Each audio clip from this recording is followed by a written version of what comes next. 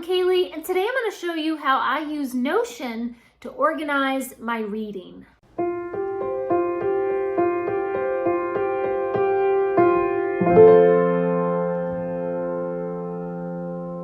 I started using Notion, I don't know, maybe about a year ago, I guess, making to-do lists and keeping lists of things because you know I'm all about the lists. I really kind of fell in love with the platform. It has some things that I don't like.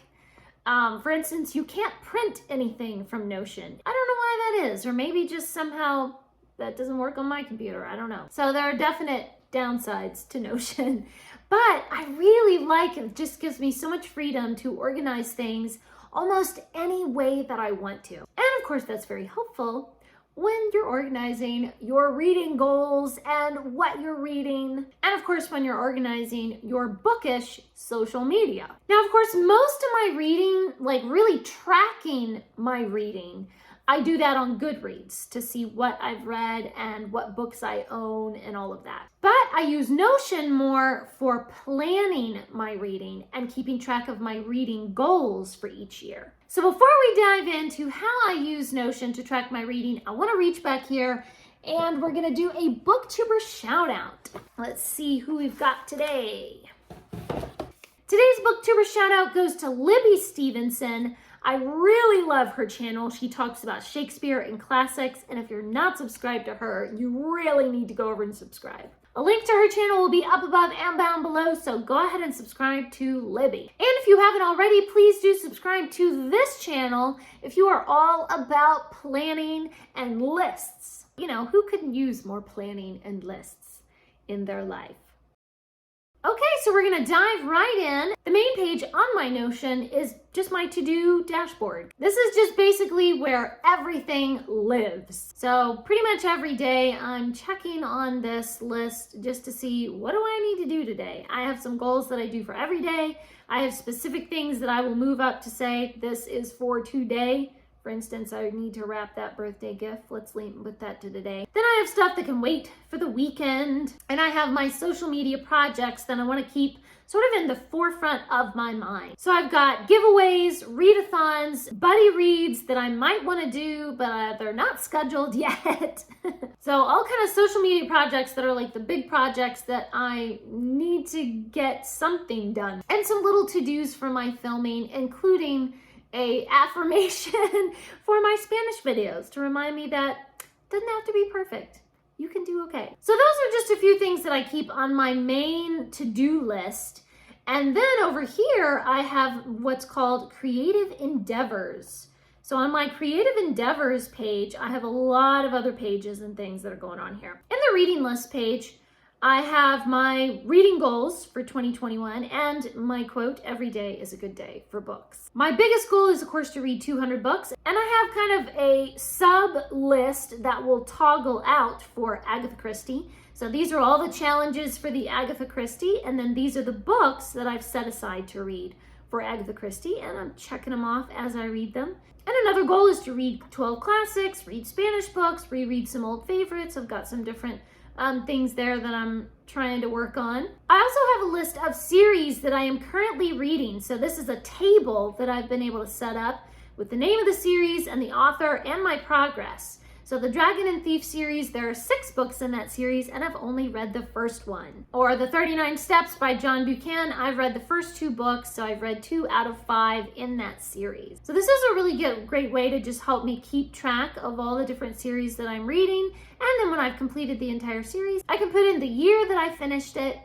Or if I DNF'd that series, I can mark that too. Then I also have a prioritized list of the next series that I want to start reading. So if I ever do start reading series again, if I can finish some of those ones on the first list, then I will allow myself to start another new series. So these are listed by priority. These are my high priority, you have got to read this next. And then I have some that are just kind of medium priority where it's like, well, you should read that. And then some that are low priority. I will eventually get to those, but you know, probably not soon.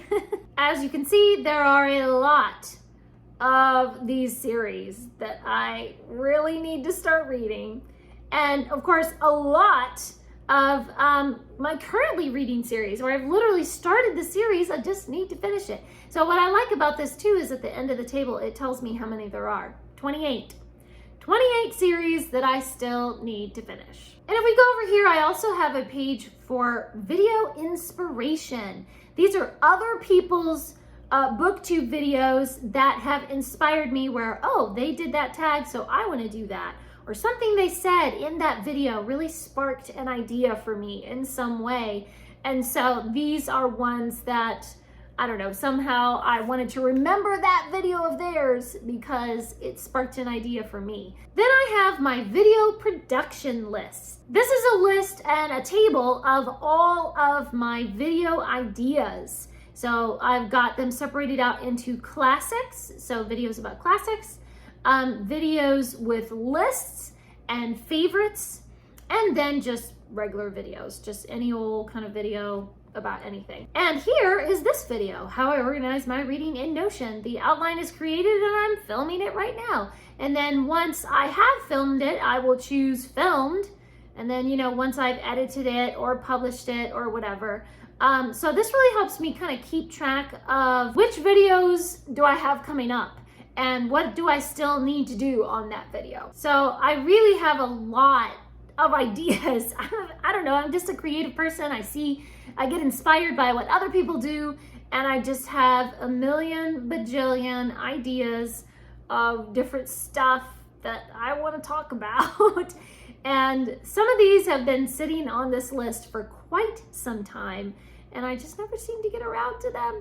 And then I have totally separate lists. I want to start doing some videos, probably not this year, maybe next year, I'm not sure, about Lord of the Rings and Narnia. So I want to start getting kind of in-depth in two of my favorite series and do a lot of analysis and you know, rankings and different type of videos. Let me know down in the comments if that's something you guys are interested in seeing. And I also have a separate page for my Spanish videos, just kind of keeping track of those. I haven't done very many yet, but same thing, just keeping track of the Spanish videos that I've been doing. And I also have a calendar that helps me to keep track of any readathons or, you know, this one, the Candlewick Press, that was a giveaway that we did. I have a Father's Day giveaway in June, read along for Les Miserables.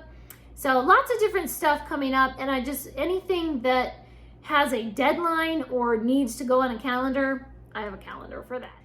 And that's pretty much it. That is how I organize things and keep different lists and different schedules and everything of all of my reading goals and stuff that I still need to read, and readathons and read-alongs and buddy reads and videos and all the stuff. It's kind of a lot. And you know, you really could take that and get even more specific. Like, okay, I posted that review, but then I needed to post that review to Twitter. I needed to, you know, post something on Instagram about that book, etc., etc.